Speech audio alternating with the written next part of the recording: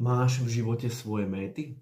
Máš stanovené to, čo chceš dosiahnuť napríklad za tento mesiac, najbližší, alebo na celý rok? Premýšľal si vôbec nad tým, alebo nie? Ono je veľká škoda, že 90% ľudí vôbec nemajú stanovené svoje ciele, žiadne vízie, nič. A proste presne tak vyzerá ich život. Si predstav príklad, sadneš si k taxikárovi a ten taxikár sa spýta, kam to bude. Ty mu povieš, neviem, nemám nejaký cieľ. Takže ťa bude voziť po celom meste, potom ťa vykešuje a ty vlastne budeš tam, kde si ani nechcel byť. Chceš takto dopadnúť vo svojom živote, alebo si tie ciele nastavíš a budeš sa snažiť na nich makať a budeš hľadať mentora, ktorý ti s tým pomôže. Ja ti radím, aby si to spravil a ak by si chcel s tým pomôcť, tak mám možnosti a tipov, ktoré ti môžem dať, aby som ti pomohol na tej ceste.